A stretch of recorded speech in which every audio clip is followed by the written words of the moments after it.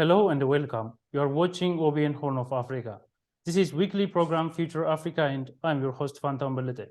Today I'm joined by Meki Elmo Grabi, press writer on African affairs and former diplomat in Washington D.C.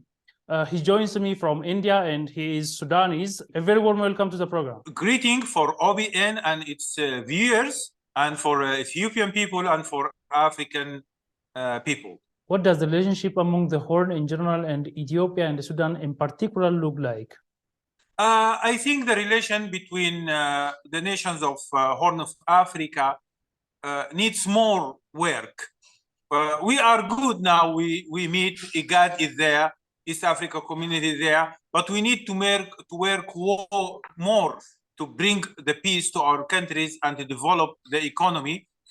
Regarding Ethiopia and Sudan, I think the bilateral now is better, but always I say the two countries, the two nations deserve better connection and better integration. So it is good, it is better, but we deserve more. Africa is now facing the danger of terrorism. How are the leaders of the Horn countries working to bring lasting peace in the continent? I think the president of Horn of Africa are meeting, the governments are meeting frequently, and they have very good plans.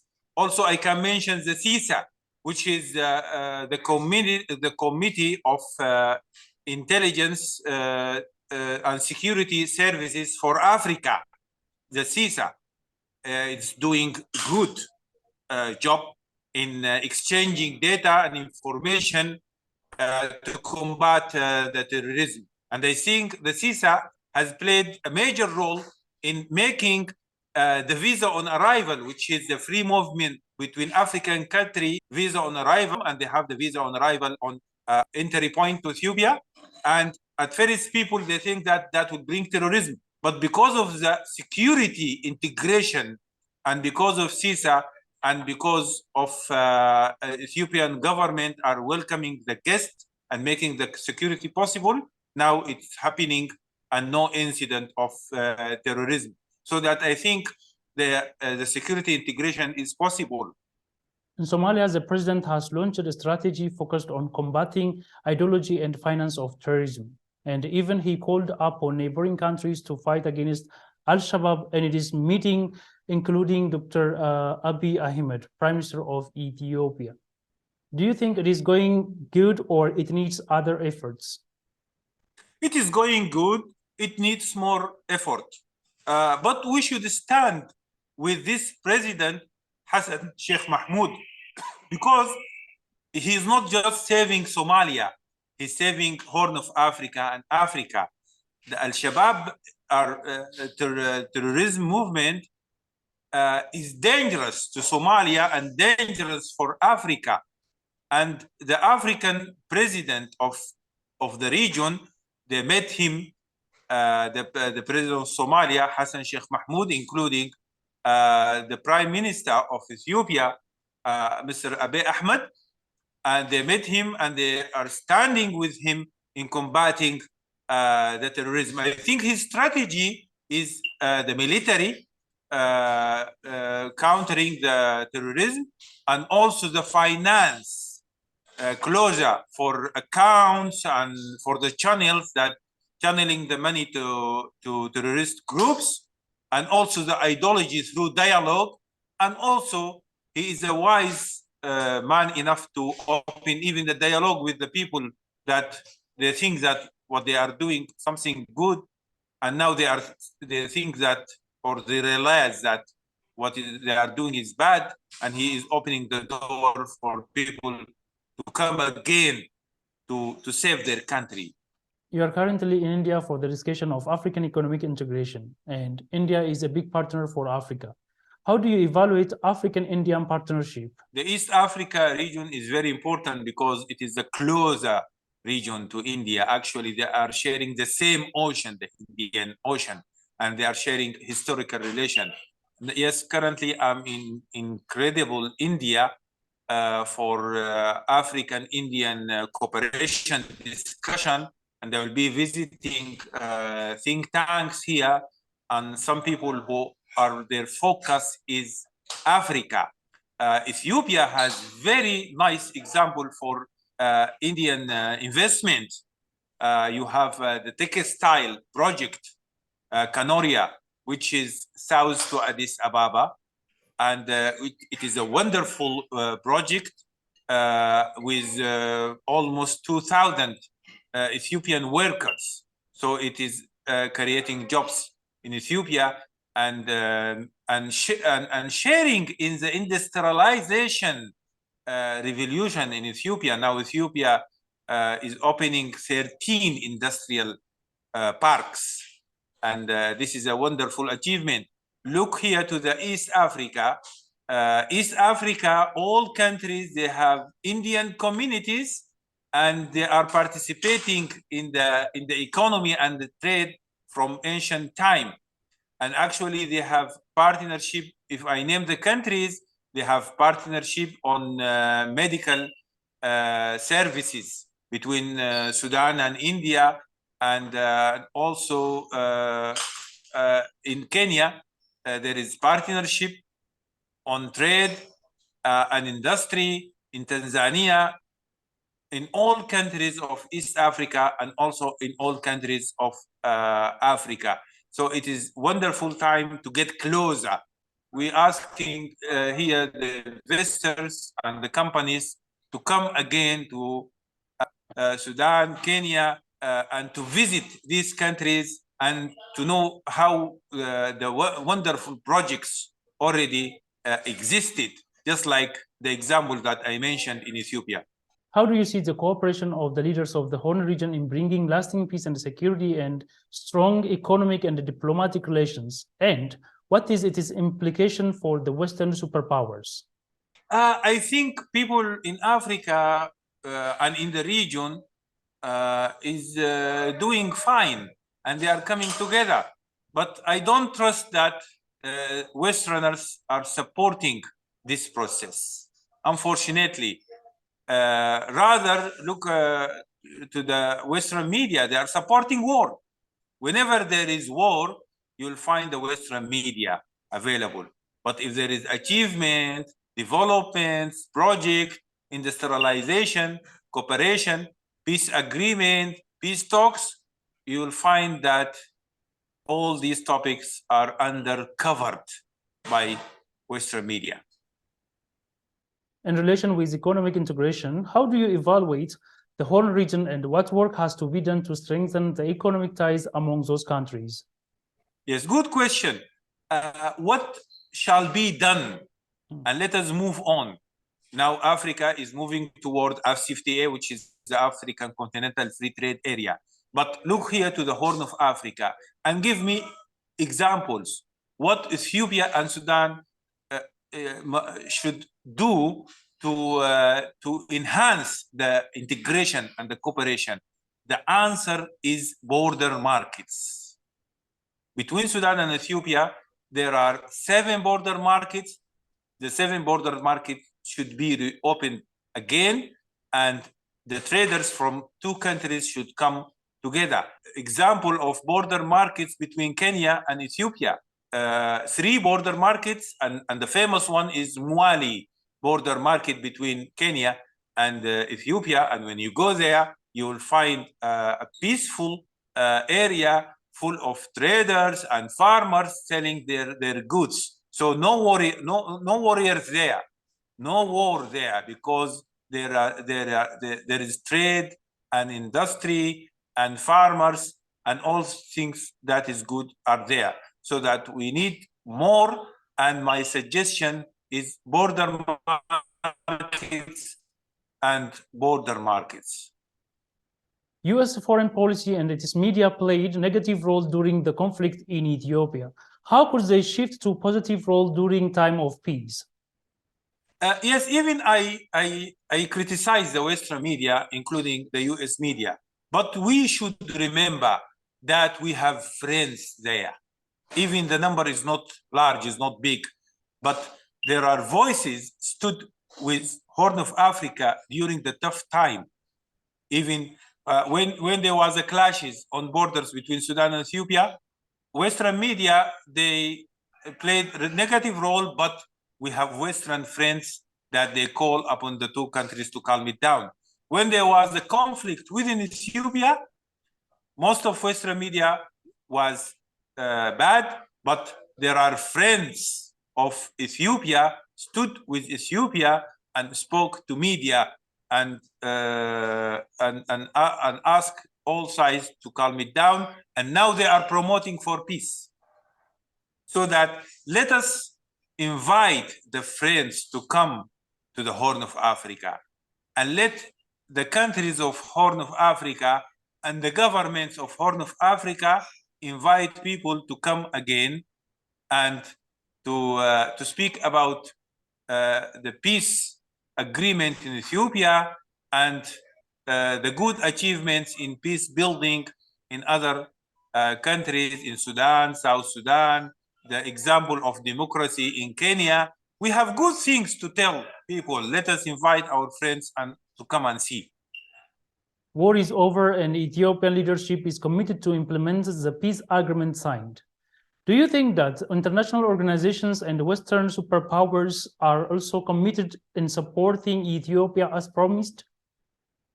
I don't think that, or what so-called international organization, they are supporting what we are doing here. And they are not supporting the peace here. But the challenge is ours again. We as African, we should stand with the peace agreement. Our African media should support the peace agreement. How we can turn the US and the Western organization and the Western media to positive, I think we should reach them with the true story. Again and again, we should knock the door. Even the door is closed today, tomorrow will be open. Western media has been playing a major role in fabricating false narratives about Africa for a long time. As Prime Minister Dr. Abiy Ahmed spoke on the 36th African Union Summit that held in Addis Ababa or Finfinne City, Africa needs to have giant media house that can represent a true image and interest of African countries. What do you say on this? Luckily, I was there in African Union Summit in February, and I witnessed the speech of Mr. Abiy Ahmed.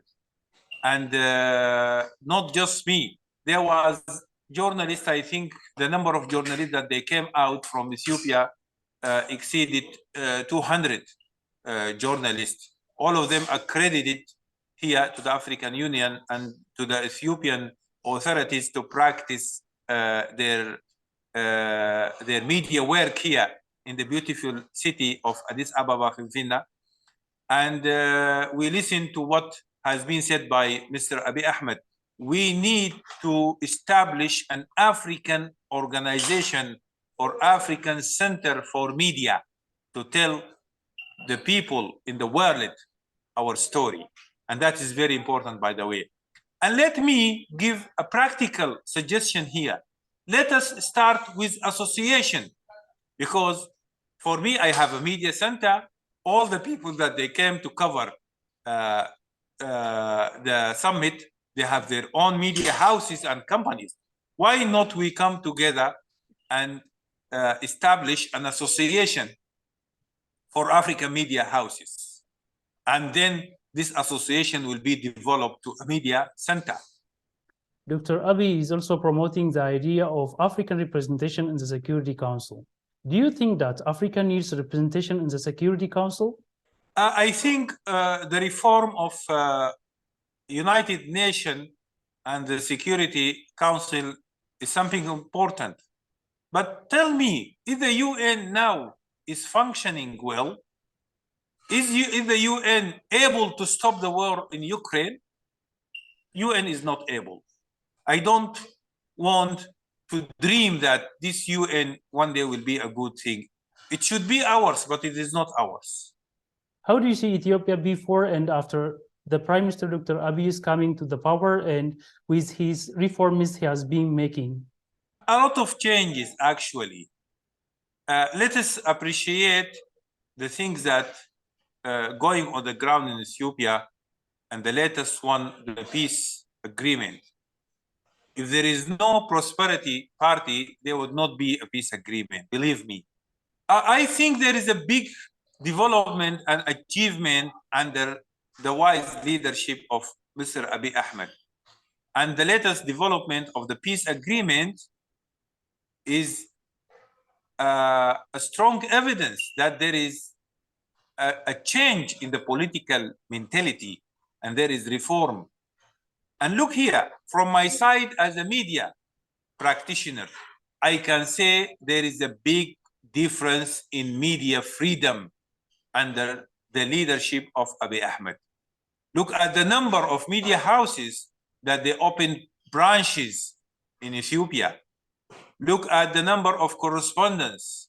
Even the international media should appreciate what is going on the ground here in Ethiopia and the new atmosphere of openness that started under the leadership of Mr. Abiy Ahmed.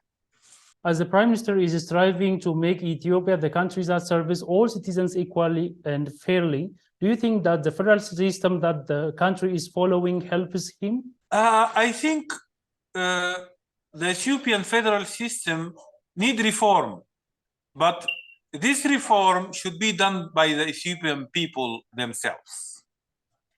Now, after the peace agreement, I think now the international pressures on Ethiopia are weaker and getting weaker and weaker, and it will be over. So now the Ethiopian people themselves are not with Western intervention or international intervention. They should come together and reform the federal system. For the last 5 years, Ethiopia is exercising Green Legacy or Green Economy Initiative.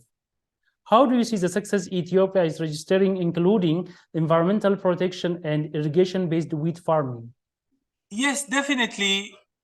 The example of the development in farming is good. The green legacy is good. But let me give the dear viewers of OBN a practical example. When I was in Addis Ababa, there was a taxi or cars run by electric. So you order them by application and they come to you and pick you, and they are environmental friendly. By the way, this is a trend. Even here in India, there is rickshaw with electric rickshaw, and I think it will be a wonderful solution also for Ethiopia to take it. So the green legacy is not just planting trees. I think the green legacy is protected by green development in all fields in Ethiopia, in cars, in machines, in solar system. And I think this is why the partnership between Africa and its friends is important. We should transfer the good experience that I see them here in India to Africa. And I think Ethiopia could be the right place to start with. What is your view on the Grand Ethiopian Renaissance Dam Ethiopia is building in relation with improving the lives of Ethiopian and its benefits to the neighboring countries, including the Sudan? I visited the Grand Ethiopian Renaissance Dam 3 times, and I reported maybe more than 10 reports on the Grand Ethiopian Renaissance Dam. And they always say it's a model for Africa mega project developments. And Africa should support the Grand Ethiopian Renaissance Dam. It is good for Ethiopia, and also it is for the benefits of Sudan and Egypt, because the water will be stable all the year, and that helps Sudan in the agriculture. And also I think the idea of having this Ethiopian Renaissance Dam built by Ethiopian people.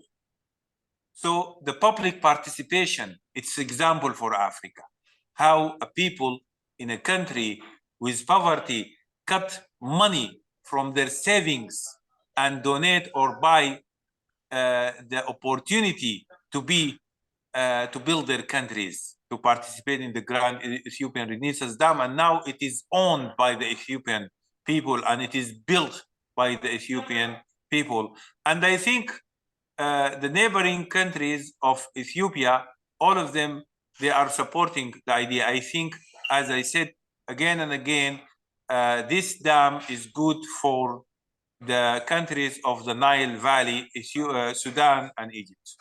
Ethiopia and Sudan share long-lived and historic relations. What do you think should the current leaders do to excel and sustain this relationship? Abiy Ahmed and Burhan, they came together several times, and now the security cooperation now restarted between the two countries. So the political and the security cooperation is important, but the more important thing is the economic integration. When we come here to Ethiopia, the Ethiopian people call us as Sudanese Windimoch, means brothers. And when you come here, there, or you go there to Sudan, the Sudanese people, they say that you are our akhwan, ikhwa, means Windimoch, brothers. But in reality, we need to lift visa barriers from both sides. It is lifted from Ethiopia, not the visa, but Sudanese can collect visa on arrival in Ethiopia. So I think the same should be done from the Sudanese side, and I'm expecting this to happen. We are just waiting for the political things in Sudan to be stable, and then they will resume more cooperation with Ethiopia. I think a lot of opportunities between the two countries, and number one, as I said, and I repeat always, the border markets, and number two, I think the agricultural cooperation between the two countries. Sudan has lands, and Ethiopia has the water and the electricity, and we should come together and make agricultural cooperation. Most mega projects in Africa and developing countries are used as points of contention and conflicts, though in Western countries, there is no such issue. Why is it so? Yes, this is the reality, because they own the media, and they run the media, and they own the organization, and they run the international organization. So there are insecurity in Chicago, in the United States. 700 people killed in 1 year in Chicago. Have you ever heard about a United Nations Secretary General Special Envoy to Chicago? No, they don't go there. They said the US police is enough. But when it comes to Ethiopia, to Sudan, to Africa, they say, no, African police is not enough.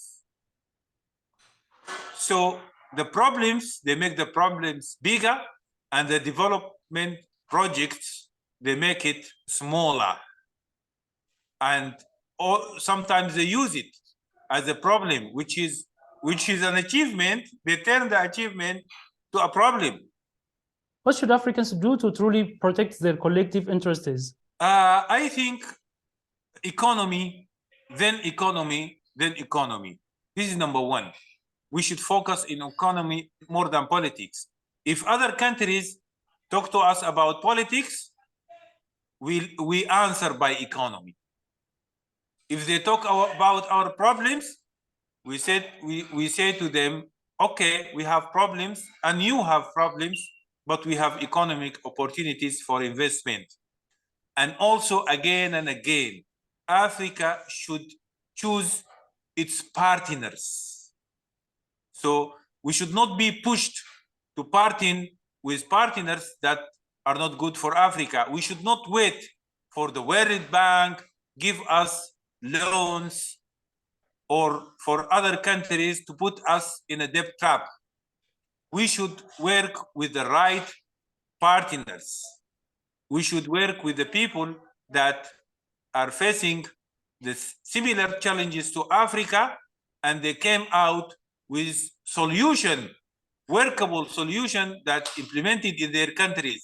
If I give you the example of India now, India is facing the same challenges of Africa, the diversity, the ethnicities, problems, and the cultural diversity and the poverty. They are facing the same problems. But now they have democracy and they have private sector. We need to learn from their experience and to build a strong African private sector.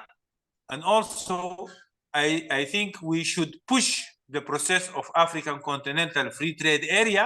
I think it is good for Africa to have free economy. Mekki, have you got any final points that you add as a message? I think my message to Ethiopian people, you have a peace agreement and the war now is over.